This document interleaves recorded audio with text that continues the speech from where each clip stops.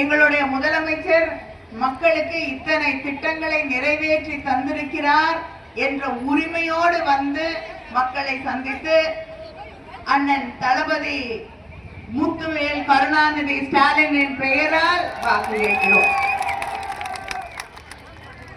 எதிரணியில ஒரு கூட்டணி உருவாகி இருக்கு. மாத்தி மாத்தி பேசக்கூடிய பழனிசாமி தான் அந்த கூட்டணியில இன்று முதலமைச்சராக வலம் வந்து கொண்டிருக்கக்கூடிய வேட்பாளர். மாத்தி மாத்தி பேசுவார்.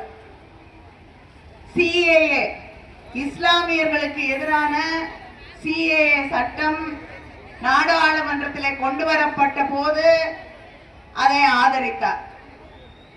அதுக்கப்புறம் நாடாளுமன்ற தேர்தல் வந்த போது அந்த கூட்டணியிலிருந்து அவரை துரத்தி விட்டுட்டாங்க.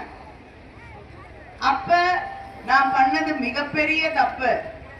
இனிமேலே பிஜேபியோட எனக்கு ஒட்டும் இல்லை, உறவும் இல்லை என்று மிகப்பெரிய பிரகடனமாக சொன்னாரு.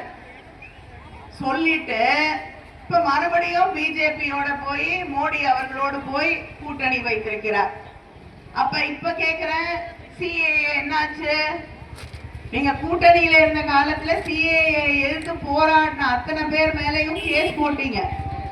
வழக்கு போட்டு தடியடி நடத்தியவர் தான் எடப்பாடி பழனிசாமி.